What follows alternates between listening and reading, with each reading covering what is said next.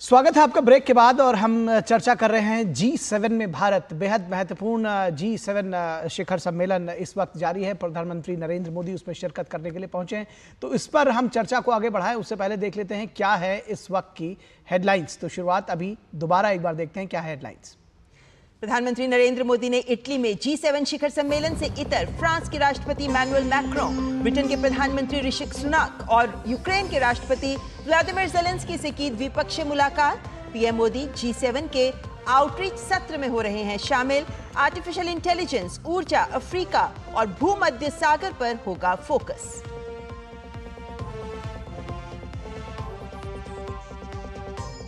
Kuwait में अग्निकांड में मारे गए 46 भारतीयों का पार्थिव शरीर पहुंचा स्वदेश। मृतकों में ज्यादातर केरल के निवासी। परिजनों को सौंपा गया शव।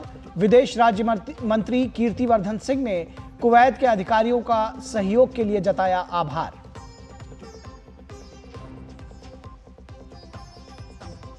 छब्बीस जून को होगा 18वीं लोकसभा के अध्यक्ष का चुनाव। 24 जून को पहला सत्र।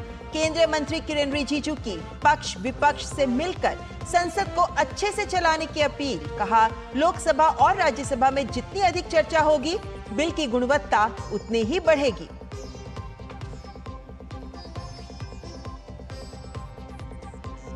नीट में धांधली और पेपर लीक के आरोपों की सीबीआई जांच की मांग वाली याचिका पर सुप्रीम कोर्ट ने जारी किया नोटिस। एनटीए को 2 हफ्ते में देना होगा जवाब। 8 जुलाई को पहले से लंबित मामलों के साथ ही होगी सुनवाई। केंद्रीय शिक्षा मंत्री धर्मेंद्र प्रधान ने दोहराया, परीक्षार्थियों के हितों को सुनिश्चित करने के लिए प्रतिबद्ध है केंद्र सरकार।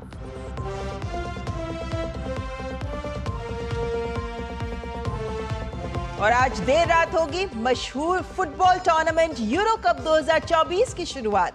पहला मुकाबला मेजबान जर्मनी और स्कॉटलैंड के बीच। 24 टीमें टूर्नामेंट में शामिल। और आइए अब एक बार फिर रुख कर लेते हैं G7 से जुड़ी हमारी चर्चा का। जैसा हमने आपको बताया कि आउटरीच सत्र शुरुआत हो चुकी है और उसमें प्रधानमंत्री नरेंद्र मोदी भी शामिल हैं और उसमें भारत के विशेष तौर पर 4 मुद्दों पर क्या सोच है उस पर अपने विचार रखेंगे, जिसमें आर्टिफिशियल इंटेलिजेंस, ऊर्जा और भूमध्य सागर जैसे विषय हैं जो शामिल हैं। ऐसे में अशोक सज्जनहार जी और अतुल तनेजा जी, 2 वरिष्ठ मेहमान भी हमारे साथ इस वक्त स्टूडियो में मौजूद हैं। और अशोक जी, यहाँ पे हम लगातार जो भूमध्य सागर की बात कर रहे हैं, भूमध्य सागर को लेकर प्रधानमंत्री ने हमने पहले भी बोला कि डिपार्चर स्टेटमेंट में भी इस बात को सामने रखा। तो अशोक जी, ये जो हम मेडिटेरेनियन सी, भूमध्य सागर की बात लगातार कर रहे हैं, एक बात तो दीगर है, ये बात कही जाती रही है कि हमारे समुद्री रास्ते अब विश्व में व्यापार के लिए बहुत महत्वपूर्ण है, यानी विदेशों की अर्थव्यवस्थाओं में ये महत्वपूर्ण हो गए हैं। जिस तरीके से हम जानते हैं, अगर हम भूगोल को देखते हैं तो हम पाते हैं कि इजराइल के युद्ध की बात करें या हम रूस यूक्रेन संघर्ष की बात करें, एक बात स्पष्ट है कि हमारे ये समुद्री रास्ते अवरुद्ध हो रहे हैं, इनमें बाधाएं उत्पन्न हो रही हैं, जिसकी वजह से वैल्यू चेन्स प्रभावित हो रही हैं। इस सारे परिप्रेक्ष्य में भूमध्य सागर की अहमियत को आप कैसे देखते हैं, जिसको प्रधानमंत्री ने भी बार बार रेखांकित किया है?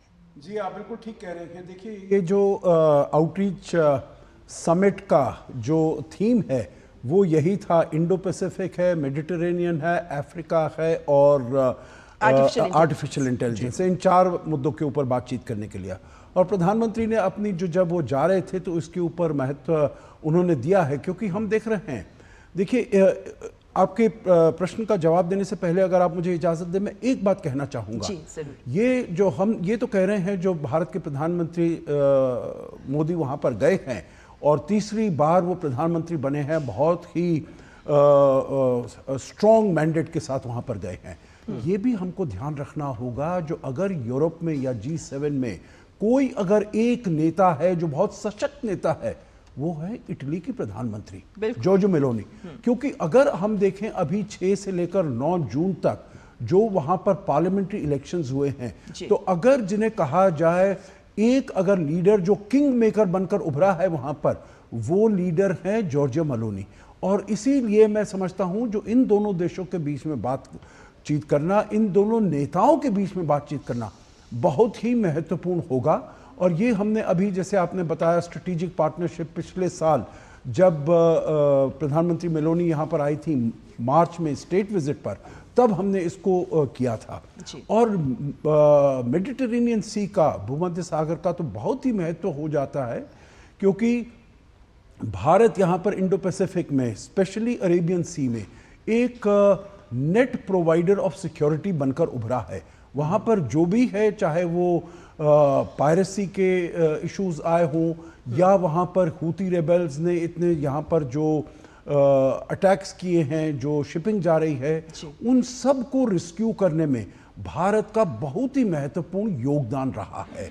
और आपको याद होगा G20 में हमने जिसे कहा जाता है India middle east Europe economic corridor, इसको भी हमने शुरुआत की है, और इसमें इटली का भी एक बहुत ही महत्वपूर्ण योगदान है। उस समय भी इटली की प्रधानमंत्री जॉर्जिया मेलोनी G20 में वहाँ पर थी, और उन्होंने इसमें जब इनॉग्रेशन हुआ तो उसमें उन्होंने भाग लिया, शिरकत ली। और मैं समझता हूँ जो दोनों देश इसमें भी मिलकर ठीक तरीके से काम कर सकते हैं। हम देख रहे हैं न केवल इंडो पैसिफिक में, साउथ चाइना सी हो या इंडियन ओशन हो, भारतीय महासागर हो, वहाँ पर जो सिक्योरिटी का मसला है वो बहुत बनकर उभरा है, परंतु भूमध्य सागर में भी यह बनकर उभरा है। और मेरे समझ में इटली और भारत, यूरोपियन यूनियन और भारत, ये दोनों हम मिलकर काम कर सकते हैं, जिससे कि पीस, सिक्योरिटी, स्टेबिलिटी को हम सभी ओशंस में इसको हम सुरक्षित रखें, जिससे कि आजकल हम देखते हैं, अगर व्यापार को देखें, करीब 90% पूरी दुनिया का व्यापार ये ओशन से होता है। भारत का भी ऐसे ही होता है, तो वहां पर सुरक्षा बहुत ही महत्वपूर्ण मुद्दा बनकर उभरा है। अतुल अनेजा जी, इसी बात को आगे बढ़ाएं, और जिस तरह से कहते हैं कि इंडो पैसिफिक में भारत की महत्वपूर्ण भूमिका बनकर उभरी है, क्या भूमध्य सागर में भी इसी तरह से हम देख सकते हैं? भारत का क्या कुछ कंसर्न हो सकता है उसमें, या भारत की क्या कुछ भूमिका हो सकती है? जैसे कि अशोक जी ने कहा कि जो मेडिटेरेनियन सी है एक ट्रेड आर्टरी है दुनिया की, एक बहुत बड़ी ट्रेड आर्टरी है, और वो सुएज कैनाल के थ्रू अभी तक उससे सुएज कैनाल, रेड सी, और फिर उसके बाद इंडियन ओशन में वहाँ से शिपिंग के कॉरिडोर्स हैं। लेकिन अब जो इटली के साथ बातचीत हो रही है और जो आईमेक की बात हो रही है, ये एक सेकंड ट्रांसपोर्ट कॉरिडोर की हम बात कर रहे हैं। ये भी इटली में जाके यूरोप को जोड़ता है। तो ये पूरा जो रीजन है, एक तो मेडिटेरेनियन सी हो गया और ये लैंड टू सी कॉरिडोर, ये इस चीज़ को दर्शाता है कि अगर हमको यूरोप के साथ ट्रेड बढ़ानी है, वेस्ट के साथ, स्पेशली यूरोप के साथ, तो हमें एक से ज़्यादा कॉरिडोर चाहिए। बल्कि बात तो ये हो रही है कि तीसरा कॉरिडोर हमारे साथ जो सामने आ रहा है वो है international north south transport corridor, जो रशिया को, ईरान को और इंडिया को जोड़ता है। तो इस तरह से अभी मल्टीप्लिसिटी चाहिए कि जैसे जैसे भारत की छवि दुनिया में फैलती है और उसका मजबूत होती है, हमारे ट्रेड रिलेशंस और बढ़ते हैं, तो हमें और भी ज़्यादा कॉरिडोर्स बनाने की ज़रूरत है। लेकिन ये जो हुआ है इटली में, ये जो बातचीत होगी, उसमें अगर आप सामरिक दृष्टि से देखें या जो इकोनॉमिक दृष्टि से देखें, तो मुझे ये लगता है कि आईमेक वाली बात भी होगी, जो जॉर्जिया मेलोनी के साथ बातचीत होगी। अशोक जी ने सही कहा कि अगर आप देखा जाए कि जो जिस तरह से कॉम्प्लेक्शन बदल रहा है यूरोपियन पार्लियामेंट का, उसमें इटली की छवि बढ़ रही है। बिल्कुल। तो इसलिए कि इटली को हमें एक अलग नज़रिए से अब देखने की ज़रूरत है। दूसरी बात यह है कि हमारा एक जो कल्चरल रिलेशनशिप जो है इटली के साथ, रोमन एम्पायर के साथ हमारा रहा है, मुझे लगता है कि अब यूनिवर्सिटीज़ को टाइम आ गया है कि इसके ऊपर और रिसर्च की जाए कि हमारे ट्रेड और कल्चरल रिलेशंस क्या थे। आई थिंक ये एक, क्योंकि दोनों एक सिविलाइजेशनल स्टेट्स हैं, जैसे भारत भी अपने आप को एक सिविलाइजेशनल स्टेट मानता है, और इस तरह से इटली भी यूरोप में एक सिविलाइजेशनल स्टेट है। मुझे लगता है कि हमारे रिलेशनशिप, स्ट्रैटेजिक रिलेशनशिप को और डेप्थ मिलनी चाहिए, एक नया एंकर ढूंढ के, जो जियो कल्चरल एंकर होगा। बिल्कुल। कहा जाता है 2000 वर्ष पुराने रिलेशन है हमारा, प्राचीन सभ्यताएं हैं हम, और बहुत समृद्ध संस्कृति है। और जब इटली के ही मार्को पोलो 13वीं शताब्दी में भारत आए थे, तब उन्होंने अपने अनुभव भी लिखे इटली को लेकर। तो ऐसे में इटली और भारत के बीच जो अत्यंत प्राचीन संबंध हैं, कहीं ना कहीं उन्हें फिर से उनको पुनर्जीवित किया जा रहा है, और इसीलिए हम कहते हैं कि इटली के साथ हमारे संबंध बहुत प्रगाढ़ हैं। नीरज जी, आपने ये तमाम बातें की हैं इटली के संदर्भ में, क्या हम ये भी मान सकते हैं कि जिस तरीके से हमने स्ट्रैटेजिक पार्टनरशिप एक दर्जा दिया अपने संबंधों को, उसका विस्तार आज की द्विपक्षीय वार्ता के बाद हो सकता है, यानी कुछ समझौते महत्वपूर्ण भी सामने आ सकते हैं? क्योंकि आपने बीच में पीपल टू पीपल कॉन्टैक्ट की बात की थी और प्रधानमंत्री नरेंद्र मोदी का ये जोर रहता है कि हाँ, ये पीपल टू पीपल कॉन्टैक्ट को मजबूत किया जाए, क्योंकि वास्तव में दो देशों के बीच के रिश्ते तभी प्रगाढ़ होते हैं। Mamta ji, I will not be surprised कि अगर इसमें और जो है एलिमेंट्स जुड़े, और मुझे लगता है कि ये पीपल टू पीपल एलिमेंट एक बहुत इम्पॉर्टेंट एलिमेंट आएगा हमारे स्ट्रैटेजिक रिलेशंस के अंदर। तो अभी हमें देखना पड़ेगा कि और कौन से मुद्दे हैं, but I will not be surprised कि और उसके साथ जो है और मुद्दे जुड़ें जो ऑलरेडी हो चुका है, या उनकी एक्सपेंशन हो या नए मुद्दे बीच में जुड़े। जी, इसको अशोक जी एक सवाल जरूर लेना चाहूंगी इटली के संदर्भ में, क्योंकि हम जानते हैं कि यूरोपियन यूनियन के साथ हमारा इस बार बातचीत हो रही है एफटीए को लेकर, और इस एफटीए के संदर्भ में हमारे लिए फिर इटली का साथ संबंध कितना महत्वपूर्ण हो जाता है? क्योंकि जब हम एफटीए की बात करते हैं तो भारत कई मायनों में यूरोपियन यूनियन को फायदा दे सकता है, जाहिर है ये म्यूचुअल होगा, लेकिन इस संदर्भ में भी क्या इटली का रोल महत्वपूर्ण रहेगा? जी, बहुत महत्वपूर्ण है। मैं समझता हूं जो Italy can serve really as a gateway for Europe as far as India is concern. और देखिए, दूसरी बात मैं इसमें ये कहना चाहूँगा ममता जी, जो दोनों लीडर्स में हमारे प्रधानमंत्री मोदी में और प्रधानमंत्री जॉर्जिया मेलोनी में जो एक पर्सनल रैपो इस्टेब्लिश किया गया है, जो एक केमिस्ट्री इस्टेब्लिश की गई है, चाहे वो जब G20 में आए पिछले साल सितंबर में, या उससे पहले मार्च में वो स्टेट विजिट पर थी और रायसीना डायलॉग में उन्होंने शिरकत की थी, तो इन सब में देखते हुए जो एक पर्सनल रैपो है, और अभी प्रधानमंत्री मोदी होने वाले हैं यहाँ पर कम से कम अगले 5 साल, और प्रधानमंत्री जॉर्जिया मेलोनी जैसे यूरोपियन इलेक्शंस के बाद एक उनमें नई ऊर्जा और नई स्ट्रेंथ आई है।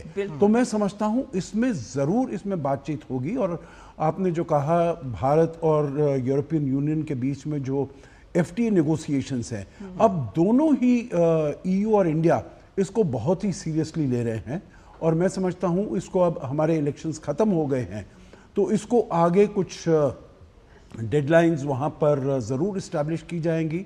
वहाँ पर ईयू कमीशन प्रेसिडेंट भी हैं उर्सुला वॉन डर लेयन, और उन्होंने भी कहा है जो ये पार्लियामेंट इलेक्शंस के बाद जो वो दूसरा टर्म सीख करेंगी, और यही लगता है जो दूसरे टर्म में उनको सफलता मिल ही जाएगी। तो अगर वहाँ पर ये कंटिन्यूटी रहेगी और सब तरफ से ये इंटरेस्ट है जो हमारा इंडिया ईयू एफटीए को बातचीत को आगे बढ़ाया जाए, जल्दी उसको समाप्त किया जाए, तो मैं समझता हूँ जो सफलता हमको इसमें जल्दी मिल सकती है। जी, एक बात बार बार जो कही जा रही है एम्बेसडर सज्जनहार, वो अफ्रीका के संदर्भ में कि भारत ने एक लीडरशिप देने की कोशिश की है, ग्लोबल साउथ की आवाज़ बनकर उभरा है। किस तरह से आप इस बार के G7 को देख रहे हैं, जब तमाम सारे मुद्दे, क्योंकि इसमें जब आप इस बात की बात करते हैं, जैसे आपने कहा कि $100 बिलियन का एक देने की बात कही गई, लेकिन वहाँ तक पहुँचे नहीं, तो इस तरह के तमाम ऐसे चैलेंजेस भी हैं जो इस बार या हर बार इस तरह के वर्ल्ड फोरम्स पे आते हैं तो उस पर चर्चा होती है, और कहीं ना कहीं उस पर बात बैठाने की बात निकल कर सामने आती है। जी, आप बिल्कुल ठीक कह रहे हैं। देखिए, भारत एक मुखर आवाज़ बनकर उभरा है ग्लोबल साउथ की, और ये हर तरीके से, देखिए हम जैसे जब पर्यावरण की हम बात कर रहे थे उसकी सुरक्षा के लिए, तो हमने बहुत सारे नए इनिशिएटिव्स लिए। जैसे अतुल निजा जी ने कहा, इंटरनेशनल सोलर अलायंस को हमने लॉन्च किया पेरिस के समय में। पिछले साल G20 के साथ में हमने बायोफ्यूल्स अलायंस को भी लॉन्च किया है।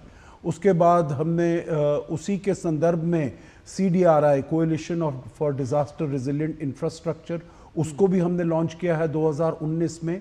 और ये सभी ऐसे मुद्दे हैं, सभी ऐसे मसले हैं जो कि विकासशील देशों के लिए, उनके लिए फ़ायदेमंद होंगे, क्योंकि वो बहुत मात्रा में इन सभी इनिशिएटिव्स के साथ जुड़े हैं। तो मैं समझता हूँ एक ये कॉन्फिडेंस है, एक विश्वास है जो विकासशील देश हैं उनमें, जो भारत उनके जो मुद्दे हैं, उनकी जो आशाएं हैं, उनकी जो चिंताएं हैं, उनके जो एस्पिरेशंस हैं, उसको हम अंतर्राष्ट्रीय मंचों में हम अच्छी तरीके से पेश कर सकते हैं, उसको आगे ले जा सकते हैं। देखिए, इसीलिए भारत को अभी इनविटेशन दिया गया, भारत को निमंत्रित किया गया है जब ये सारी ग्लोबल साउथ के जो देशों को बताया गया है। मैं समझता हूं जो भारत एक जिसे कहा जाए पार्टनर ऑफ चॉइस बनकर उभरा है इन सभी देशों के लिए, चाहे वो it is really emerged as a bridge between the north and the south, जो विकसित देश हैं और जो विकासशील देश हैं, उनके बीच में एक सेतु बनकर उभरा है। जो इनके जो मुद्दे हैं साउथ, ग्लोबल साउथ के, उनको यहाँ पर लाया जाए नॉर्थ के पास, और वहां पर उसके समाधान निकाले जाएं और उनको फिर कैसे कार्यान्वित किया जाए, इसमें भारत एक बहुत दरअसल एम्बेसडर सज्जनहार में जो बात कर रहा था वो मैं ये भी समझने की कोशिश कर रहा था कि चूंकि ये जो भी आउटकम है वो नॉन बाइंडिंग है, तो ऐसे में जो चैलेंजेस हैं इस G7 समिट के सामने वो भी बड़े ही कहे जाएंगे। जी आप ठीक कह रहे हैं, ये बिल्कुल जिसे कहा जाए इनफॉर्मल सेटिंग है, इनफॉर्मल ग्रुपिंग है, ना कोई इसमें फॉर्मल सेक्रेटेरिएट है जहां पर ये जिस देश के पास इसकी प्रेसिडेंसी जाती है वहीं पर वो इसका सब काम वो करते हैं। परंतु देखिए, अगर दुनिया के सबसे बड़े शीर्ष नेता, सबसे बड़े प्रगतिशील देशों के और विकसित देशों के नेता अगर साथ में मिलकर किसी बारे में निर्णय लेते हैं, कोई डिसीजंस लेते हैं, तो वो जब वापस जाते हैं तो वो उसको परकुलेट किया जाता है। और यहाँ पर केवल ऐसा नहीं है जो G7 के ही देश हैं, बहुत सारे इंटरनेशनल ऑर्गेनाइजेशंस हैं, चाहे UN हो, चाहे WTO हो, चाहे IMF हो वगैरह, उन सब के लीडर्स भी वहाँ पर आते हैं, उनसे भी बातचीत होती है।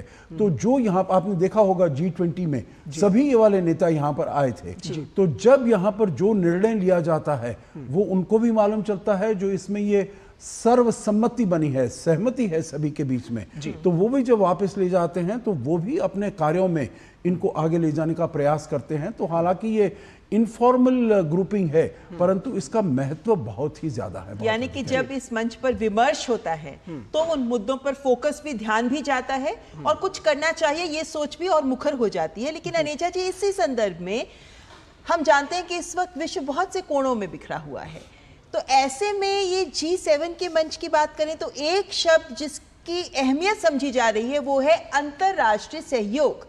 प्रधानमंत्री ने भी इसी की बात की कि हम प्रतिबद्ध हैं कि हिंद प्रशांत और भूमध्य सागरीय क्षेत्रों में सहयोग बढ़े।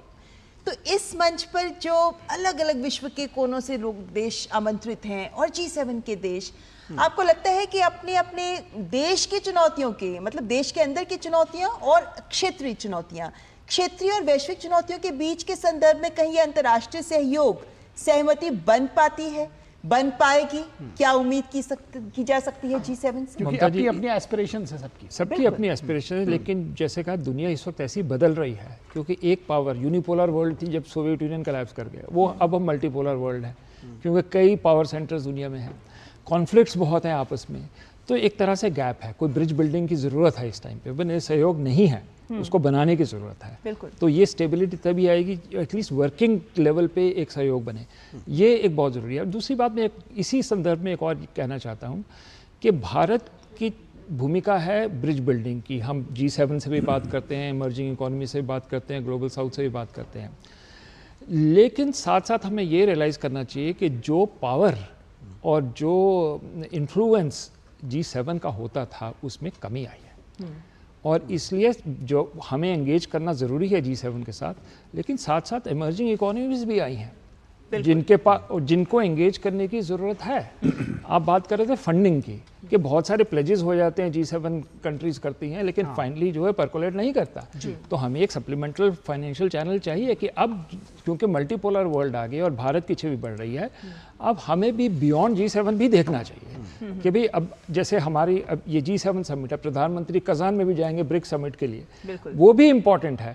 तो एक तरह से क्योंकि दुनिया बदल रही है, इसलिए हमारे जो चैनल्स हैं उनको भी हमें डाइवर्सिफाई करने की ज़रूरत है, और सिर्फ G7 एक बहुत इंपॉर्टेंट है, उसकी मैं अंडरमाइन नहीं कर रहा इंपॉर्टेंस, लेकिन दुनिया बदल रही है और चैनल्स भी। तो यानी ये कहना भी सही होगा कि अगर G7 भारत के लिए महत्वपूर्ण है तो भारत भी G7 के लिए महत्वपूर्ण है। बिल्कुल, मैं तो ये कह रहा हूँ कि ये पूरी दुनिया पलट रही है, शायद 10-15 साल के बाद ये एक नया इंटरनेशनल ऑर्डर हो और G7 एक सबऑर्डिनेट रोल में हो, ये भी एक पॉसिबिलिटी है। जिस तरह से एक तरह से रेवोल्यूशन आ रही है इंटरनेशनल रिलेशंस में, तो बहुत ही इंटरेस्टिंग टाइम है। इसलिए मैं ओवर कमिट नहीं करना चाहता G7 के लिए इस टाइम पे, क्योंकि बदलाव बहुत तेजी से आ रहा है। जी, इसमें और आप क्या अगर- अशोक जी, जी, आप जी। कुछ कहना चाहेंगे इसमें? जी बिल्कुल, मैं कहना चाहूँगा, देखिए भारत इस समय विश्व मित्र बनकर उभरा है। हाँ, क्योंकि भारत अगर G7 में जिसे कहा जाए, हालांकि जो आप पहले बातचीत कर रहे थे, जो हम उसके सदस्य नहीं हैं, G8 नहीं है, परंतु हम पिछले 5 सालों से एक परमानेंट लगातार इनवाइटी बनकर उभरे हैं। जी। मतलब जो भी पूरे दुनिया के मसले हैं, जो भी पूरी दुनिया के प्रॉब्लम्स हैं, चैलेंजेस हैं, चाहे क्लाइमेट चेंज हो, टेररिज्म हो, हेल्थ पेंडेमिक्स हो, कोई भी दुनिया में ऐसी चुनौती नहीं है जिसका आप समाधान निकाल सकते हैं भारत को अंदर लाए बिना। तो भारत को होना वहां पर बहुत जरूरी है। इसीलिए भारत G7 में भी बुलाया जाता है, भारत SCO में भी, शंघाई कोऑपरेशन ऑर्गेनाइजेशन में बुलाया जाता है, भारत ब्रिक्स में भी बुलाया जाता है। तो इसीलिए हम ये जो सेतु का काम है ये हम कर सकते हैं। अब अभी जून के बीच में हम यहाँ पर G7 में प्रधानमंत्री मोदी गए हैं। 3 और 4 जुलाई अगले महीने वो अस्ताना में होंगे, कजाकिस्तान में होंगे, शंघाई कोऑपरेशन ऑर्गेनाइजेशन में, जहां पर रूस भी है, जहां पर मध्य एशिया के सभी देश हैं, और जहां पर अब ईरान भी है, और भी ऐसे हैं। तो इसीलिए भारत की जो एक्सेप्टेबिलिटी है वो सब जगह है, क्योंकि भारत एक कंट्रीब्यूट कर सकता है। तो इसीलिए ये जो बदलाव इतनी तेजी से हो रहा है, जिसका अतुल जी ने अभी बहुत अच्छा जिक्र किया, जो इतना बदलाव हो रहा है उसमें चुनौतियां भी हैं, उसमें संभावनाएं भी हैं। और हमने ये देखा है, जो जब चुनौती थी कोविड-19 की, चुनौती थी रूस और यूक्रेन के युद्ध की, जो हम कैसे उससे डील किया जाए, हमने रूस की वो नहीं की, कोई क्रिटिसिज्म नहीं की। रूस से हमने तेल डिस्काउंटेड रेट्स पर लेना कायम रखा उसमें।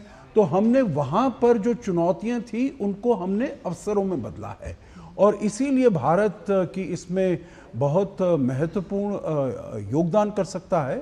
और इसीलिए भारत सभी जो ऐसे मंच हैं वहाँ पर वो आमंत्रित किया जाता है, और जो पूरी दुनिया है जो भारत को कहना है उसको बहुत ध्यान से सुनती है। आपने लगातार यूक्रेन रूस संघर्ष की बात की है। नीजा जी, मैं आपसे ये सवाल जरूर लेना चाहूंगी, क्योंकि हम दृश्य भी दिखा रहे हैं कि प्रधानमंत्री नरेंद्र मोदी की राष्ट्रपति वोलोदिमीर ज़ेलेंस्की के साथ मुलाकात हुई है, और उसके बाद प्रधानमंत्री ने ट्वीट के माध्यम से इसके बारे में जानकारी भी दी है कि बहुत सार्थक बैठक हुई है, और वो जो मानवीय दृष्टिकोण की सोच भारत हमेशा सामने रखता है, उसको एक बार फिर प्रधानमंत्री ने राष्ट्रपति ज़ेलेंस्की के सामने रखा है। और इस मंच पर G7 में हम ये देख रहे हैं कि G7 के देशों ने उनके सामने इस मंच पर यूक्रेन की सहायता करना एक महत्वपूर्ण मुद्दा रहा है, जिसको लेकर हम जानते हैं कि $50 बिलियन के फंड के ऊपर भी सहमति बनी। ऐसे बैकग्राउंड में भारत का ये दृष्टिकोण और प्रधानमंत्री की ये मुलाकात ज़ेलेंस्की के साथ, आप इसे कैसे देखते हैं? ममता जी, सबसे पहले हमें अपने इंटरेस्ट को देखना होता है। बिल्कुल। और अगर ये युद्ध और तीव्रता बढ़े रूस और यूक्रेन के बीच में, इसके लिए हमारा जो ग्रोथ रेट चल रहा है ना इस वक्त 7% के करीब, इसमें ये सब घटेगा, क्योंकि जो एरिया है वो ब्लैक सी एरिया है, वो वर्ल्ड का ही फूड बास्केट है। एनर्जी के फ्लोज वहाँ से आते हैं, विश्व की एनर्जी के। तो अगर वो बढ़ता है युद्ध, और मैं अभी रूस से होके आया हूँ कुछ दिन पहले ही, तो वहाँ पर ये भी बात हो रही है कि न्यूक्लियर खतरा, न्यूक्लियर वॉर का भी खतरा हो सकता है। अगर ऐसी कोई स्थिति बनती है तो ये हमारे लिए एक खतरे की घंटी है। इसलिए हमारा एक सेल्फ इंटरेस्ट है कि हम वहाँ पर ये एक तरह से टेंशन्स कम हो और एक तरह से पीस नेगोशिएशन शुरू हो। और इसीलिए उसी के लिए ही भारत को एक पीस मेकर, मुझे लगता है कि बहुत एक्टिव पीस मेकर होने की ज़रूरत है, कि इसके बाद एक फॉलोअप की भी ज़रूरत है, क्योंकि रूस और यूक्रेन के बीच बातचीत नहीं हो रही। कोई दोनों का कोई न्यूट्रल पार्टनर बीच में से बन के नहीं आ रहा। चाइना एक कोशिश कर रहा है बीच में आने के लिए, लेकिन इस वक्त एक वैक्यूम है, और ये हमारे इंटरेस्ट में है कि और बढ़े। और इसलिए ज़रूरी है कि दोनों से बातचीत हो, कि ज़ेलेंस्की साहब से भी बात हो और पुतिन साहब से भी बात हो। और ये एक हमारे लिए, मुझे लगता है कि टॉप प्रायोरिटी है, क्योंकि खतरे की घंटी जा रही है वहाँ पर। लेकिन अशोक जी, यहाँ पर जैसे बात हो रही है कि रिकंस्ट्रक्शन ऑफ यूक्रेन, है ना, यूक्रेन की रिकंस्ट्रक्शन एक बात है, लेकिन इसके अलावा इस युद्ध को लेकर जो सहायता की जा रही है वो दूसरा पक्ष है। अब यूक्रेन के रिकंस्ट्रक्शन के लिए भी रशिया के सोर्सेस को यूज करते हुए, उसके इंटरेस्ट को, उसके सेट्स के इंटरेस्ट को यूज करते हुए करने की बात की जा रही है। आपका भी क्या नजरिया है इस मुद्दे पर? देखिए, मैं तो ये समझता हूँ जो रिकंस्ट्रक्शन तभी हो सकता है जब वहाँ पर शांति बहाल की जाए। जब तक शांति नहीं है आप क्या रिकंस्ट्रक्ट करेंगे? जो भी इंफ्रास्ट्रक्चर था पहले, और यूक्रेन का इंफ्रास्ट्रक्चर कोई खराब नहीं था, बहुत अच्छा था, चाहे वो पावर हो, रोड्स हो, ट्रांसपोर्ट हो, रेलवे हो, सब एकदम तहस नहस कर दिया, एकदम बर्बाद कर दिया गया है। अगर उसको आप फिर से करेंगे और शांति बहाल नहीं होगी तो वो फिर एकदम तहस नहस हो जाएगा। तो इसीलिए मैं समझता हूं अभी सबसे ज्यादा जिसकी जरूरत है ममता जी, उसमें है वहां पर शांति बहाल करने की। और ये न केवल भारत के लिए, न केवल यूक्रेन के लिए, यूरोप के लिए, रूस के लिए, परंतु मैं समझता हूं ग्लोबल साउथ के लिए इसकी बहुत ज़्यादा आवश्यकता है। तो इसीलिए जो भी जिसे कहा जाए right thinking people in the world, they need to get together and to make sure, जो ये अब बहुत देर तक चल चुका है, 2 साल से ऊपर, फरवरी 2024 में 2 साल हो गए, 2 साल 4 महीने हो गए, और ये बहुत ज़्यादा आज के समय में 2 साल से ऊपर चलना युद्ध पूरी दुनिया की जो सप्लाई चेन्स हैं उनको डिस्टर्ब कर दिया है। हमने देखा है कैसे फूड, फर्टिलाइजर, फ्यूल, एनर्जी, सभी की सप्लाई चेन्स को एकदम खत्म कर दिया। ऐसे में तो ये जो सॉलिडारिटी फंड की बात हुई है, इससे तो हालात और बिगड़ेंगे, क्योंकि वहां रूस भी तैयार है, कंपनियों को उसने चिन्हित कर लिया है, यूरोपियन कंपनियों को, जिनके एसेट्स को वो इस्तेमाल कर सकता है। जी आप बिल्कुल ठीक कह रहे हैं।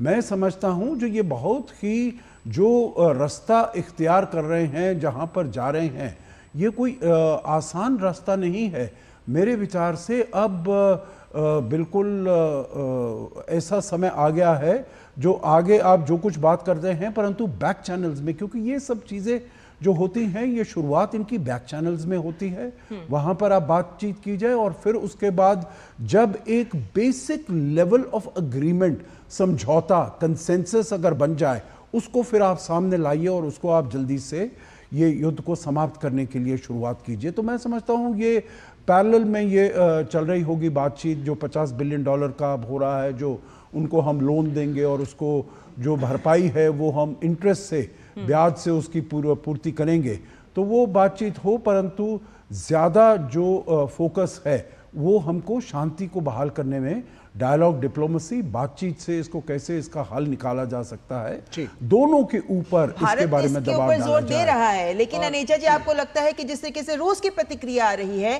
कि अगर ये किया गया, ये पहले उसने बोला था निर्णय होने से पहले कि अगर ये किया गया तो परिणाम बहुत दर्दनाक होंगे, तो ऐसे में क्या एक इकोनॉमिक वॉर की तरफ रुख करता दिख रहा है विश्व, क्योंकि अब निर्णय हो चुका है कि ये किया जाएगा, तो ऐसे में अब रूस भी अपनी प्रतिक्रिया देगा ही। बिल्कुल, क्योंकि ये पोलराइजेशन और बढ़ेगी और ये गैप और बढ़ेगा, और जो हमारे लिए अच्छा नहीं है। बिल्कुल ठीक बात है। मेरे को लगता है ये कहा जा रहा है कि जो विश्व के देशों के सेंट्रल बैंक्स हैं उन सब पे प्रेशर बढ़ेगा। दूसरी बात ममता जी, हमें थोड़ा डोमेस्टिक पॉलिटिक्स देखना पड़ेगा। 2 देशों में, अमेरिका में और ऋषि सुनक, ये यूके में, दोनों जगह चुनाव आने वाले हैं। इस वक्त उनके लीडर्स ये नहीं चाहेंगे कि वो कमज़ोर दिखें, तो इसलिए जो यूक्रेन की स्थिति है, मुझे लगता है ये तनावपूर्ण बनेगी जब तक ये नवंबर के इलेक्शंस ख़त्म नहीं होती। और हमारे इंटरेस्ट है, हमको यही देखना है कि ये तनाव कम से कम हो, इतना ना बढ़े कि ये न्यूक्लियर वॉर की तरफ जाए, क्योंकि ये बात बिल्कुल अब एजेंडा पे आ चुकी है।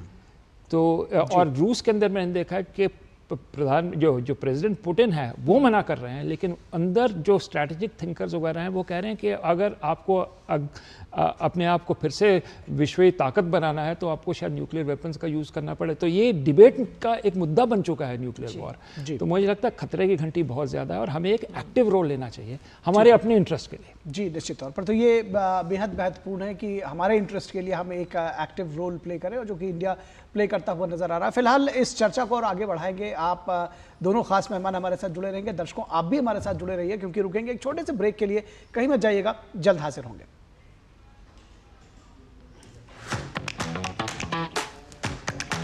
तब तक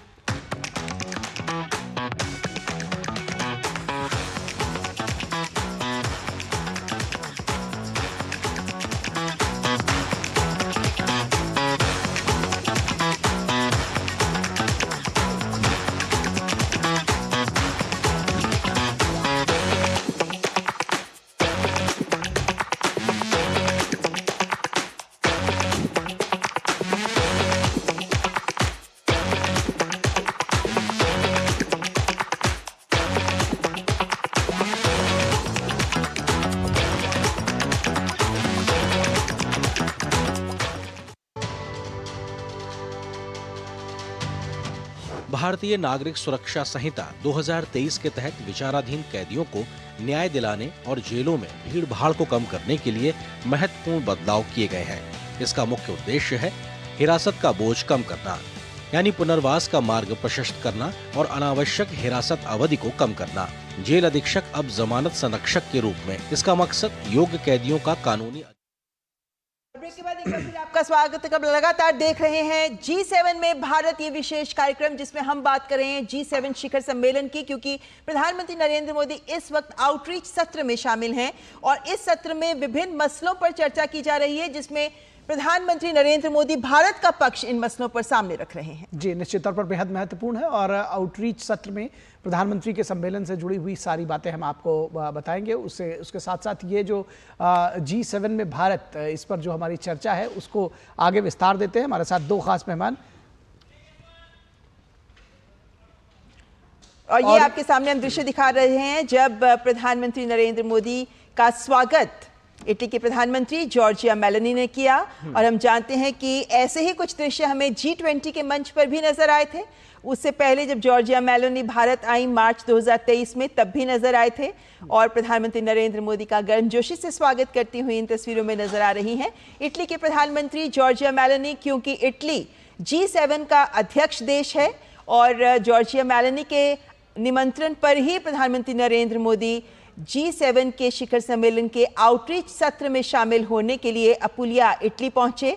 और ये दृश्य दिखाते हैं कि पार्टनर देश के तौर पर एशिया में भारत एकमात्र ऐसा देश है जिसे आमंत्रण मिला है G7 में शामिल होने का। हम जानते हैं कि जापान G7 का ही सदस्य देश है, लेकिन सहयोगी देश के तौर पर एशिया से भारत एकमात्र ऐसा देश है जिसे यहाँ आमंत्रित किया गया है। और प्रधानमंत्री नरेंद्र मोदी अपुलिया इटली जब पहुंचे हैं, उनका वहां स्वागत किया गया है, क्योंकि आउटरीच सत्र में प्रधानमंत्री नरेंद्र मोदी शामिल हैं। जी, बेहद महत्वपूर्ण तस्वीरें हैं ये, और अपने आप में जिस गर्मजोशी के साथ दोनों नेताओं के बीच में दिखा रही है, जिसकी अभी चर्चा थोड़ी देर पहले एम्बेसडर सज्जनहार कर रहे थे, वो साफ तौर पर देखा जा सकता है। और प्रधानमंत्री नरेंद्र मोदी का बेहद गर्मजोशी के साथ स्वागत किया गया। हमारे संवाददाता अरुण शर्मा ने बताया कि इस पूरे सत्र के दौरान, इस पूरे सम्मेलन के दौरान नमस्ते कहकर स्वागत किया जा रहा है। तो भारत के विषय में जो एक सॉफ्ट पावर, जो संस्कृति की बात करते हैं, भारतीय सभ्यता की बात करते हैं,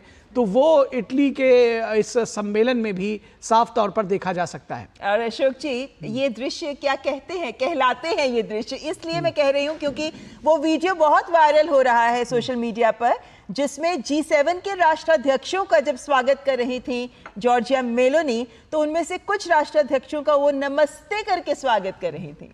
तो मैं ये समझता हूँ, जो जैसे मैं बात कर रहा था पहले, जो दोनों नेताओं की केमिस्ट्री देखिए, दोनों नेताओं का रैपो देखिए, और उसके बारे में तो बहुत मीम्स भी निकल चुके हैं पहले, परंतु ये बताता है जो जॉर्जिया मेलोनी इटली के जो प्रधानमंत्री हैं, वो भारतीय संस्कृति में काफ़ी हद तक रम गई हैं। और जैसे वो अभी उन्होंने स्वागत किया, नॉर्मली अगर वो स्वागत करते हैं हाथ मिलाकर स्वागत करते हैं और नेताओं का, परंतु यहाँ पर उन्होंने बिल्कुल वही शिष्टाचार, वही शालीनता, वही सांस्कृतिक तरीके से भारतीय प्रधानमंत्री का उन्होंने स्वागत किया है और बहुत ही अच्छे तरीके से। और जैसे हम बात कर रहे थे, जो ये एक बड़ा अच्छा प्लेटफॉर्म बनता है जब दोनों नेताओं में इतनी अच्छी केमिस्ट्री हो, दोनों बहुत अच्छा प्लेटफॉर्म बनता है जो अपने द्विपक्षीय संबंधों को हम और आगे कैसे ले जा सकते हैं। और एम्बेसडर सज्जनहार हमारे साथ यहाँ पर अरुण शर्मा हमारे संवाददाता जुड़े हुए हैं।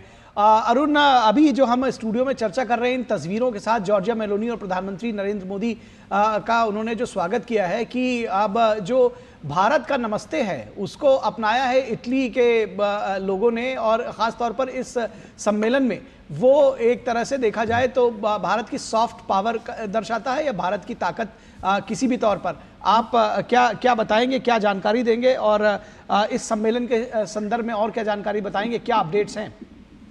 लेकिन पहले तो इस नमस्कार वाली बात पे ही बात कर ले, तो कल एक छोटी सी अपडेट आपको यहाँ दे दूं कि कल पूरा दिन G7 समिट है, ट्रेंड तो हो ही रहा था, लेकिन जैसे उस ट्रेंड को जब ओपन अप किया गया तो उस ट्रेंड के अंदर लगातार सिर्फ कुछ पिक्चर्स दिखाई दे रही थी, जिसमें जो इटालियन लीडरशिप है, प्राइम मिनिस्टर मेलोनी, वो हाथ जोड़ करके जो वर्ल्ड लीडर्स है उनका स्वागत कर रही थी। चाहे जर्मन लीडरशिप हो, उनका स्वागत उन्होंने हाथ जोड़ करके नमस्ते के साथ में किया है।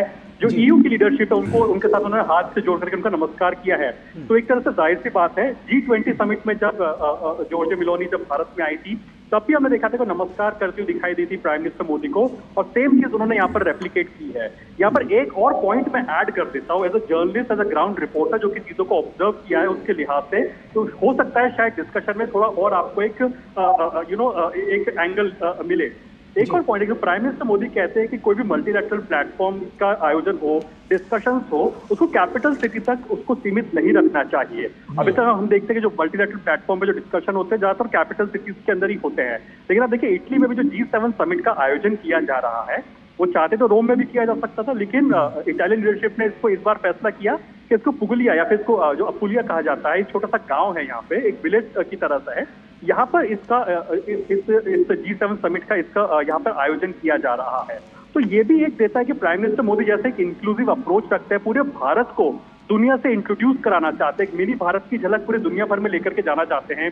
साथ ही हम देखते हैं कि जो वर्ल्ड लीडर से प्राइम मिनिस्टर मोदी मिलते हैं तो भारत के हर एक स्टेट के जो आर्टिजन्स होते हैं, उनके जो बनाई हुई चीजें होती है, उनको वर्ल्ड लीडर्स को देते हैं। इसका फायदा ये होता है कि वो भारत की जो छवि है वो दुनिया भर के अंदर पहुंचती है। और वही चीज आज हम इटली में भी देख रहे हैं कि इस G7 का जो वर्ल्ड की पावरफुल ग्रुपिंग कही जा सकती है, वो G7 का समिट कहाँ हो रहा है? इटली के अंदर जो अपुलिया नाम की जगह है, एक छोटा शहर है, आप टियर 2 टाउन के तौर पे देख सकते हैं, एक विलेज के तौर पर देख सकते हैं, वहां पर इसका आयोजन किया जा रहा है और काफी बेहतरी के साथ में इसका आयोजन किया जा रहा है। तो ये भी एक एंगल है कि कैसे भारत की जो छोटी छोटी चीजें हैं उसको कई वर्ल्ड लीडर्स यहाँ पर अपनाते दिखाई दे रहे हैं। बहरहाल अगर आज की बड़ी बात करें तो जाहिर सी बात है कि पीएम मोदी अब से कुछ ही देर के अंदर जो आउटरीच सेशन है उसके अंदर शिरकत करेंगे और हम काफी गर्मजोशी के साथ में भारत का स्वागत हुआ है इस G7 समिट के अंदर। इससे पहले हम जानते हैं कि कई सारे बायलैटरल मीटिंग्स भी हुई है प्राइम मिनिस्टर मोदी की, जिसके अंदर फ्रांस, यूके और यूक्रेन शामिल रहा है। कई और बायलैटरल्स भी एक्सपेक्टेड है एक तरह से on the sidelines of G7 summit. But हाँ, अभी का जो बड़ा एजेंडा है वो यही है कि जो आउटरीच सेशन है उसके अंदर जो भारत का एक तरह से विजन क्या रहता है, प्राइम मिनिस्टर मोदी क्या वक्तव्य रखते हैं इस क्लोज डोर सेशन के अंदर। हम जानते हैं कि AI हो, एनर्जी हो, अफ्रीका हो, मेडिटेरेनियन हो, इन मुद्दों के ऊपर भारत अपने वक्तव्य को रखेगा और ये सेशन कंप्लीट उस चीज को डेडिकेटेड रखा गया है। तो जाहिर सी बात है, देखता हूँ क्या कुछ आउटकम्स उस लिहाज से निकल के आते हैं। बिल्कुल, तो आउटरीच सत्र पर विशेष नजर रहेगी जब प्रधानमंत्री नरेंद्र मोदी महत्वपूर्ण मुद्दों पर भारत के विचार विश्व के समक्ष रखेंगे। और बहुत बहुत शुक्रिया अरुण, ये तमाम जानकारी हमारे साथ साझा करने के लिए कि किस तरीके से इस बार भारत की ही कहीं G20 की सोच है जो इस बात में परिलक्षित होती है कि इटली के एक छोटे से गांव में इस बार G7 के शिखर सम्मेलन का आयोजन किया गया। G20 में भारत ने भी देश के कितने ही शहर हैं जहां जाकर अलग अलग आयोजनों को सामने रखा। इस पर हम बात करेंगे। जी हाँ, इटली में छाया भारत का नमस्ते और आउटरीच सत्र में भी भारत की छाप साफ दिखेगी, लेकिन उसके बारे में भी बात करेंगे। उससे पहले यहाँ एक छोटा सा ब्रेक लेते हैं, ब्रेक के बाद हाजिर होंगे। जिन्होंने यूज किया है वो जानते हैं असली हींग का स्वाद। MDH सुपर हींग, शुद्धता का असली तड़का। MDH. Here gravity and physics don't call for shots and sound travels slower than you. This is a different kind of place. That's why we're looking for different kind of people for whom excellence is not a job but a way of being, be it in the sky or on the ground. We are looking for an invincible team of invincible people. People who are a cut above. Join the Indian Air Force to be a cut above. अब छोलिया हो या लोबिया, सफेद चने या काले चने, सब कुछ मजेदार बने।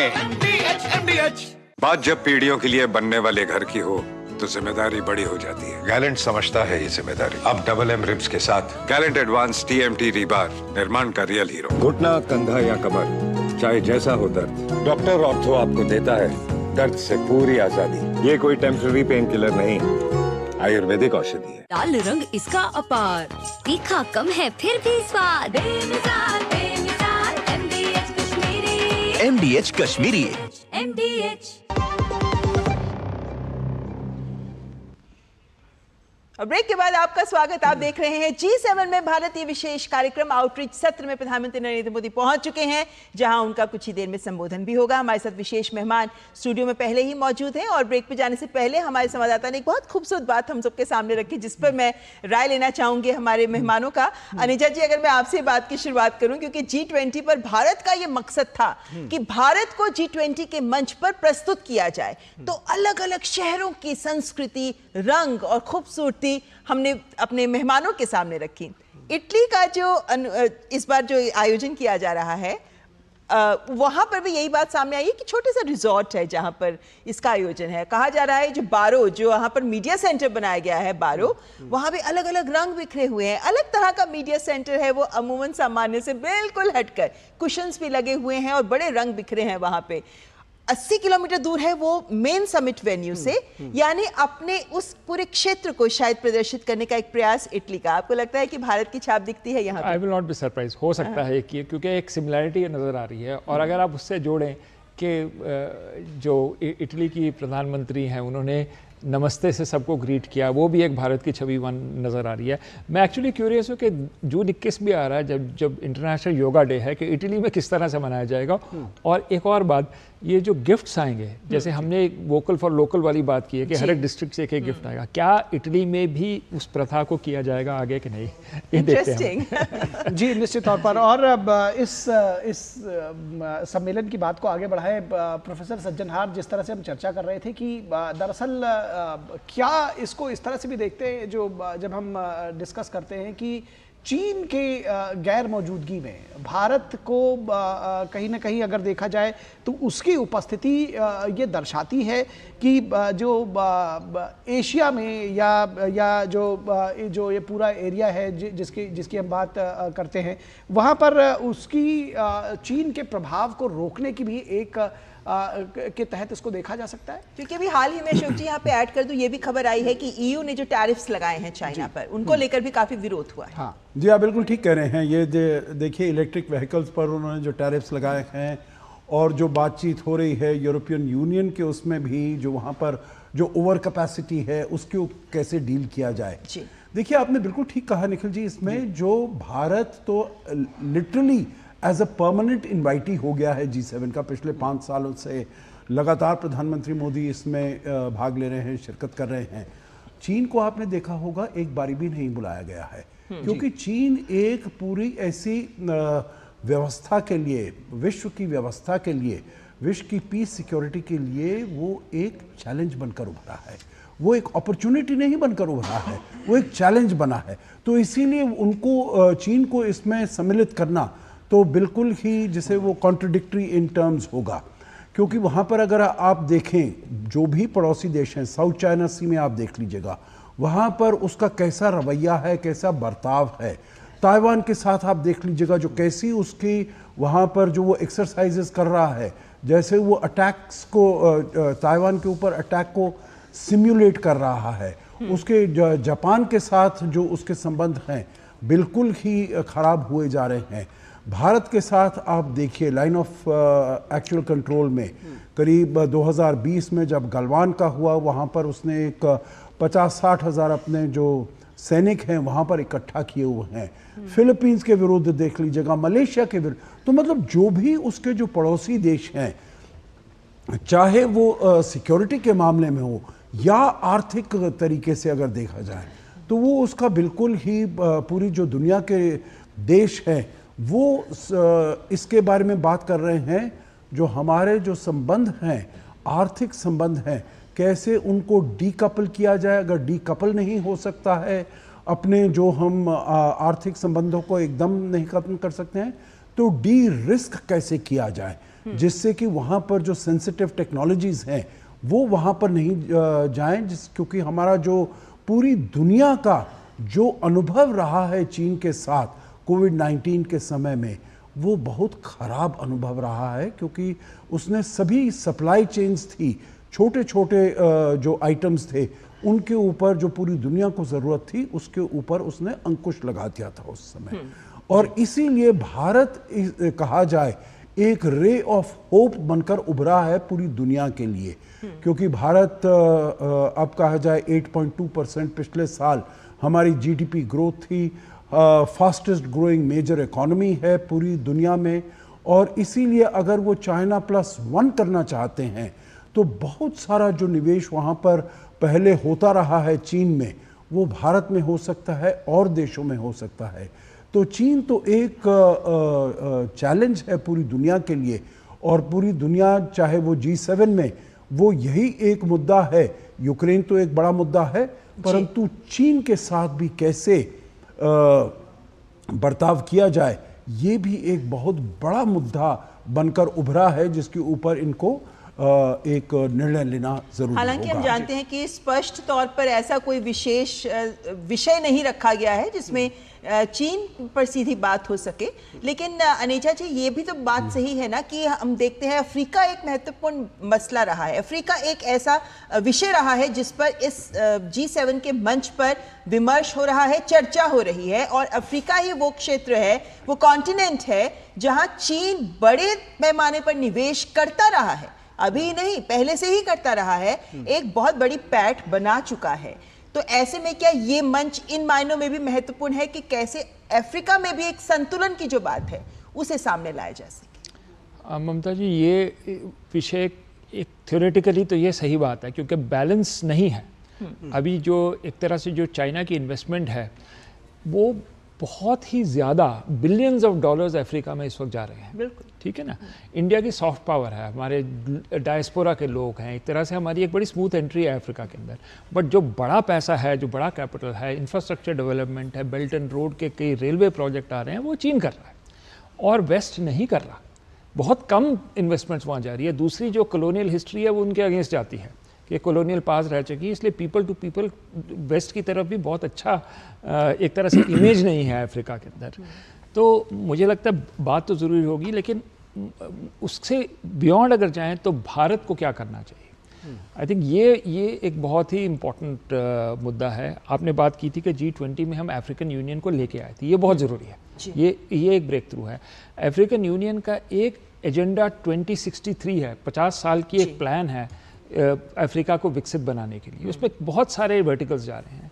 मुझे लगता है कि भारत को अपने बलबूते पे वहाँ पर जाने की ज़रूरत है और एक्सप्लोर करना चाहिए कहाँ हम कंट्रीब्यूट कर सकते हैं। दूसरी बात, आपको याद होगा कि जब शिंजो आबे जापान के प्रेसिडेंट थे, प्राइम मिनिस्टर थे, तो हमने एक India Africa corridor growth corridor की बात, India Africa growth corridor Gujarat में जो एक जहाँ मिले थे शिंजो आबे और प्रधानमंत्री मोदी, तो वहाँ एक अनाउंस किया गया। मुझे लगता है कि हमें, क्योंकि इतने कैपिटल की वहाँ ज़रूरत है, तो हमें ये दोबारा से एक बातचीत जो किशिदा साहब से होगी वो भी बड़ी इंपॉर्टेंट यहाँ पर होगी, क्योंकि हम क्या भारत और जापान म्यांमार से लेके अफ्रीका तक क्या हम मिलके Japanese capital, Indian soft power और इंडियन कैपेबिलिटीज़, हमारी कंपनीज़ में अब क्षमता है कि हम बड़े बड़े प्रोजेक्ट्स ले सके, डैम्स बना सके, सड़कें बना सकते हैं। हमने भारत में किया ये काम। तो ये मेरे को लगता है थोड़ा इसकी ज़रूरत है, क्योंकि चाइना का प्रभाव जो है अफ्रीका में बढ़ता जाएगा और बैलेंस लाने की ज़रूरत है। मैं नहीं कह रहा कि आप चाइना के विपरीत या उनसे उस तरह की संतुलन की बात कि हमारे इंटरेस्ट एटलीस्ट प्रोटेक्टेड रहे। जी, हमारे इंटरेस्ट प्रोटेक्टेड रहे और बैलेंस जो है वो बना रहे। फिलहाल इस चर्चा को आगे बढ़ाएंगे, रुकेंगे एक ब्रेक के लिए, कहीं मत जाइएगा, जल्द हाजिर होंगे। बढ़िया है, प्राकृतिक हल्दी, मिर्ची, धनिया नहीं, मिर्ची, धनिया, हल्दी, MDH। बात जब पीढ़ियों के लिए बनने वाले घर की हो तो जिम्मेदारी बड़ी हो जाती है। गैलेंट समझता है ये जिम्मेदारी। अब MM रिब्स के साथ गैलेंट एडवांस TMT रीबार, निर्माण का रियल हीरो। घुटना, कंधा या कमर, चाहे जैसा हो दर्द, डॉक्टर ऑर्थो आपको देता है दर्द से पूरी आजादी। ये कोई टेम्पररी पेन किलर नहीं, आयुर्वेदिक औषधि है। MDH का किचन किंग किचन में हो तो हम सब कुछ बना सकते हैं। बैंगन का भरता, आलू गोभी, भिंडी मसाला और भी बहुत कुछ। MDH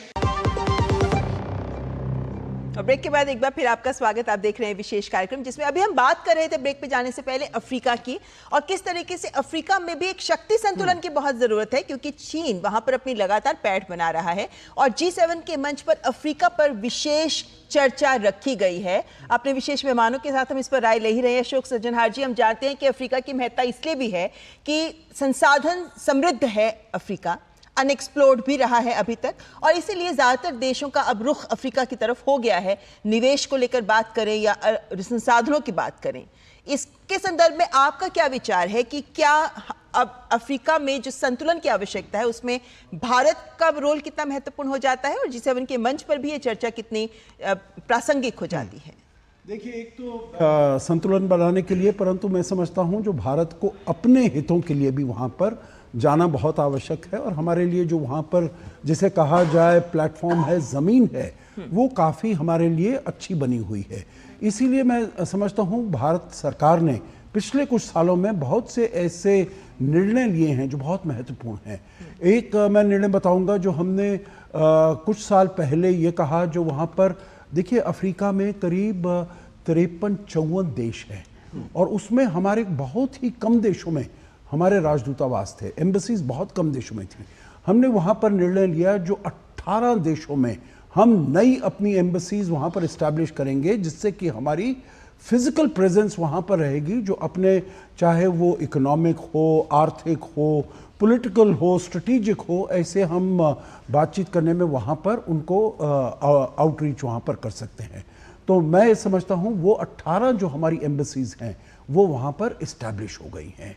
दूसरा है प्रधानमंत्री मोदी ने 2015 में वो जो निर्णय लिया था इंडिया अफ्रीका फोरम, वो समिट वो बनाया जाए, वो उसको ऑर्गेनाइज किया जाए।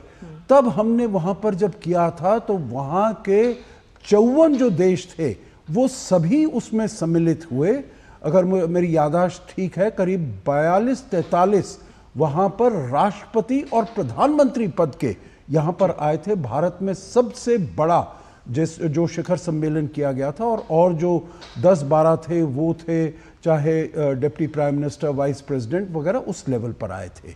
तो वो कोविड आ गया बीच में, तो हम उसको नहीं ऑर्गेनाइज कर पाए, परंतु उसकी ज़रूरत है जो हमको करना चाहिए, जल्दी करना चाहिए, जिससे कि हम इसको एक अच्छा इम्पल्स दे पाएँ। आखिरी बात मैं ये कहूँगा, जो अतुल जी ने बात कही बिल्कुल ठीक है, जो हमें जापान के साथ मिलकर, यूरोप के साथ मिलकर, अमेरिका के साथ मिलकर वहाँ पर जाना चाहिए, क्योंकि हमारे पास सक्षमता है, हमारे पास टेक्नोलॉजिकली क्वालिफाइड लोग हैं, परंतु जो हमको कैपिटल चाहिए, जो रिसोर्सेज चाहिए और जो टेक्नोलॉजी भी चाहिए, वो हम और देशों से साझा कर सकते हैं, सहयोग कर सकते हैं। और इन्हीं मायनों में ये जो अंतर्राष्ट्रीय मंच हैं जहां भारत अपनी उपस्थिति दर्ज कराता है, ये महत्वपूर्ण हो जाते हैं, क्योंकि यहाँ जो द्विपक्षीय वार्ताएं होती है उनमें से क्या कुछ निकलकर सामने आता है, उससे देशों के रिश्तों को भी नई दिशा मिलती है। चर्चा आगे जारी रखेंगे, लेकिन फिलहाल यहाँ वक्त एक और ब्रेक का।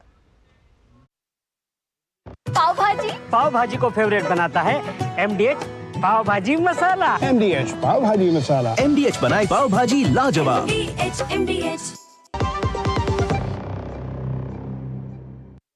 स्वागत है आपका ब्रेक के बाद, और हम चर्चा कर रहे हैं G7 में भारत अपने इस कार्यक्रम के अंतिम पड़ाव में, अंतिम क्षणों में पहुंच चुके हैं। अशोक सज्जनहार, फॉर्मर सीनियर डिप्लोमेट, हमारे साथ जुड़े हुए हैं, और अतुल अनेजा जी जो कि विदेश मामलों के जानकार हैं, जुड़े हुए हैं। अगर एक आखिरी कमेंट्स एम्बेसडर सज्जनहार आपसे, किस तरह से, क्या उम्मीदें हैं आपको इस बार G7 समिट से और भारत की भूमिका? देखिए, मैं समझता हूँ ये भारत के लिए प्रधानमंत्री मोदी गए हैं, तीसरी बार प्रधानमंत्री पद का भार संभालने के बाद पहली उनकी यात्रा है, सो ये सिंबॉलिक उस तरीके से है। दूसरा, G7 में भारत की ये लगातार 5वीं बार लगातार शिरकत है, वो भी एक मैसेज है। और तीसरी बात मैं ये समझता हूँ, भारत और इटली के संबंधों को आगे ले जाने के लिए ये बहुत ही इसका बड़ा महत्वपूर्ण योगदान रहेगा। और भारत जो अपनी विकसित भारत यात्रा 2047 तक हम उस सफ़र को तय करना चाहते हैं, उसमें ये वाली जो यात्रा है, जो मुलाकातें हैं, जो बातचीत होगी वहाँ पर, चाहे अभी जो राष्ट्रपति मैक्रोन से हुआ, प्रधानमंत्री सुनाक और जो लीडर्स हैं प्रधानमंत्री किशिदा वगैरह, उनके साथ होगा। मैं समझता हूं इसमें उस यात्रा में इसका बहुत बड़ा योगदान होने वाला है। अतुल नेजा जी, मैं इसको जोड़ता हूँ G20 से।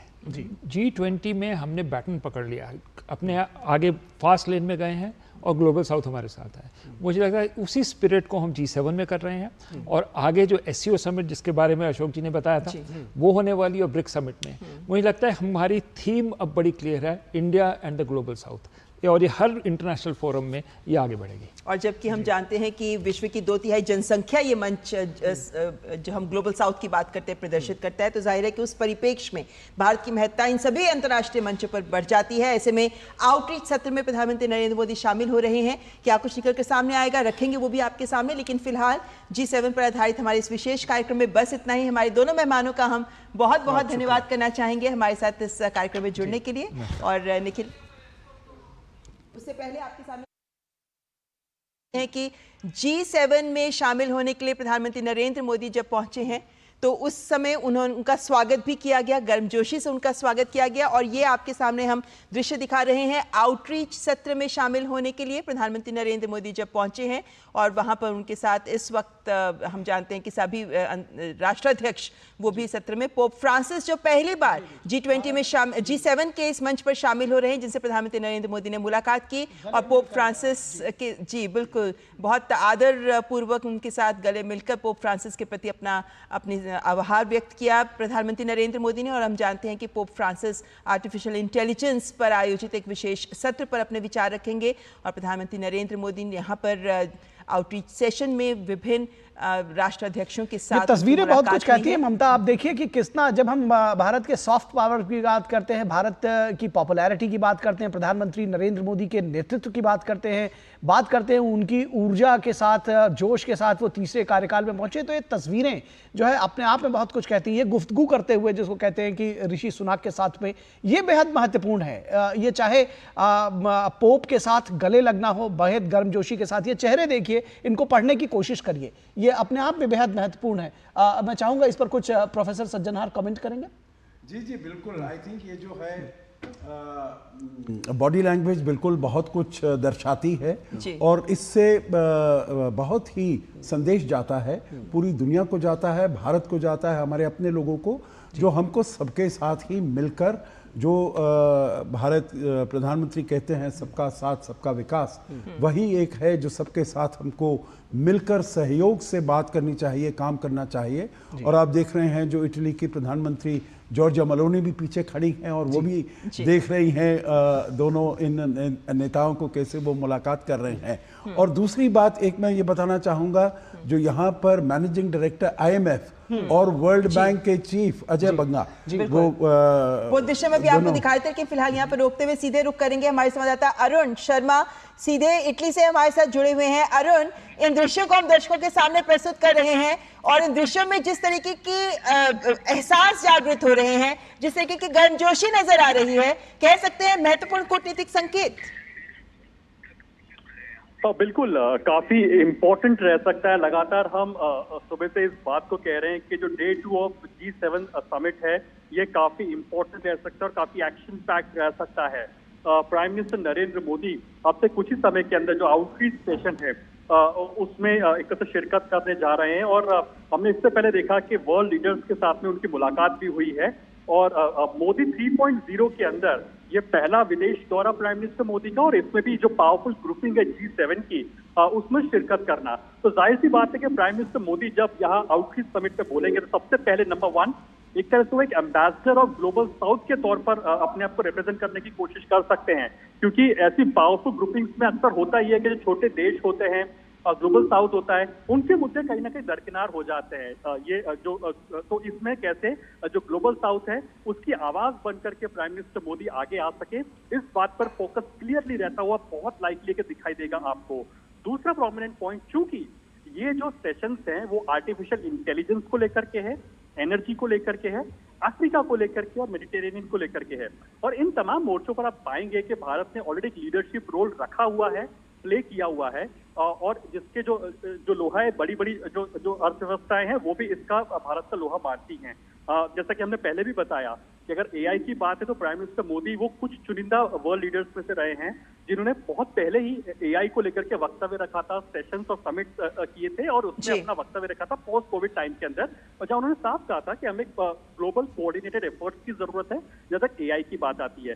साइबर सिक्योरिटी को कैसे दुरुस्त किया जा सके इस बात पर फोकस रह सकता है, और इसके साथ साथ डीप फेक्स को लेकर के प्राइम मिनिस्टर मोदी पहले ही दुनिया को चेता चुके हैं कि डीप फेक एक बहुत बड़ा थ्रेट साबित हो सकता है पूरी ह्यूमैनिटी के लिए और इसके बहुत ही नेगेटिव इम्पैक्ट दुनिया को भुगतने पड़ सकते हैं। तो इसमें क्या कुछ रणनीति हो सकती है, और तो प्राइम मिनिस्टर मोदी आपको याद होगा पहले इस बात को हाईलाइट कर चुके हैं कि अगर कोई वीडियो अगर एआई के थ्रू बनाया जा रहा है, कंटेंट अगर एआई के थ्रू बनाया जा रहा है तो उसमें लिखा हो कि this has been generated by AI. तो ऐसे कई सारी छोटी छोटी बातें prime minister Modi multiple platforms पर रख चुके हैं। अरुण, यहाँ पर एक बात और आपसे जानना चाहेंगे, क्योंकि हम जानते हैं कि जब भी प्रधानमंत्री नरेंद्र मोदी किसी भी मंच पर अपना संबोधन प्रस्तुत करते हैं तो बहुप्रतीक्षित संबोधन इन मायनों में होता है कि समस्याओं के हल की तरफ संकेत जरूर मिलता है कि किस दिशा में आगे बढ़े कि कुछ निकल कर सामने आ सके। समस्या पर ही फोकस नहीं, समाधान पर भी फोकस रहना चाहिए। क्या कुछ उम्मीद की जा सकती है इस बार भी प्रधानमंत्री नरेंद्र मोदी के संबोधन से? वहां उपस्थित लोगों को भी क्या अपेक्षाएं हैं? देखिए, इस तरह के जो मल्टीलैटरल प्लेटफॉर्म्स के अंदर हमने देखा अक्सर, अगर पिछले 10 साल में एक्रोनिम्स के माध्यम से कई बार आपको याद होगा कि कई सारे सॉल्यूशंस देने की कोशिश की है, कुछ बिग टेकअवेज देने की कोशिश की है।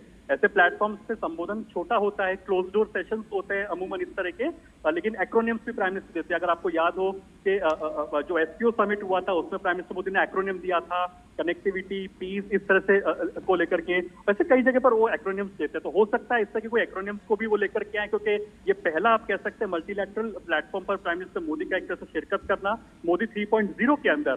तो जाहिर सी बात है सोल्यूशन ओरिएंटेड उनका एक अप्रोच रह सकता है, और आज दुनिया जिन चीजों से जूझ रही है उसका सोल्यूशन क्या हो सकता है। हमने देखा प्राइम मिनिस्टर मोदी इस बात पे फोकस करते हैं, अगर क्लाइमेट चेंज एक प्रॉब्लम है तो उसका सोल्यूशन क्या हो सकता है, अगर एआई एक चैलेंज बन रहा है तो उसका सोल्यूशन क्या हो सकता है, अगर कई मुद्दों पर कंसेंसस नहीं बन रहा है तो भारत ने वो G20 के अंदर करके दिखाया है कि कंसेंसस को कैसे डेवलप किया जा सकता है।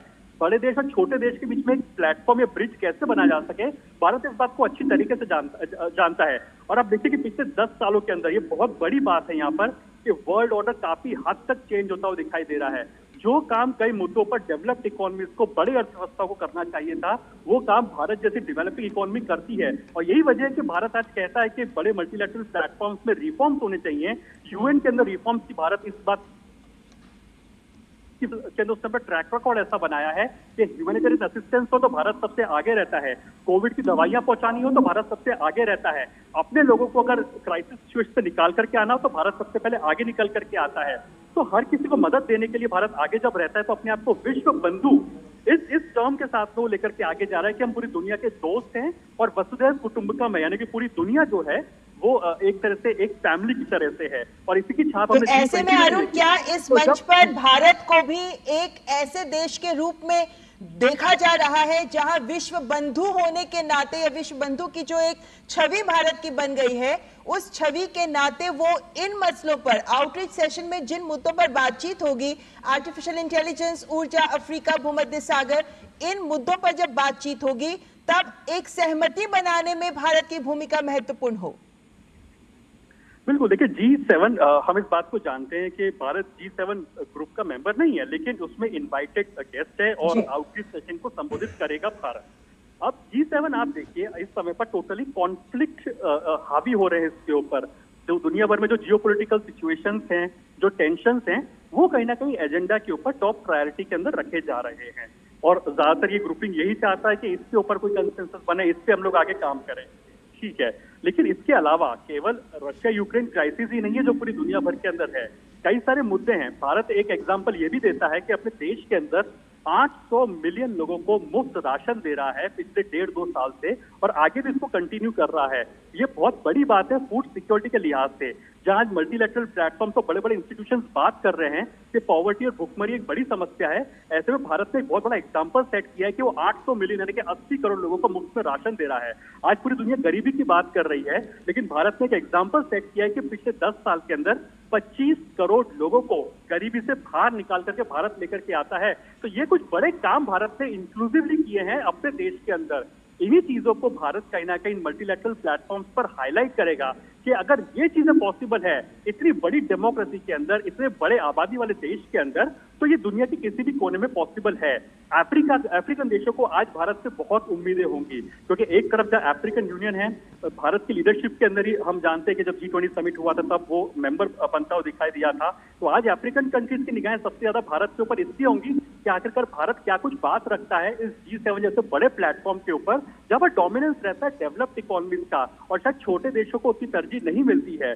भारत के प्रधानमंत्री का अगर एक वाक्य भी बोलना है अफ्रीकन देशों के लिए कि आखिरकार कैसे हम उन लोग को उबार करके लेके आ सकते हैं, उन तक कैसे सस्ती टेक्नोलॉजी, उन तक कैसे जो सप्लाई चेन्स है, फूड सप्लाई चेन्स है, उनको दुरुस्त रख सकते हैं। बिकॉज यूक्रेन क्राइसिस का सबसे बड़ा इम्पैक्ट यही हुआ है कि जो ग्लोबल सप्लाई चेन्स हैं वो काफी इम्पैक्ट हुई हैं। चाहे सेमीकंडक्टर की कमी होना हो, फर्टिलाइजर्स की कमी होना हो, ये पूरी दुनिया ने इससे जूझा है। लेकिन अब भारत एक तरह से यही प्रयास करेगा कि कैसे इन तमाम छोटे छोटे देश हैं इनकी बात को लेकर के आगे आ जा सके।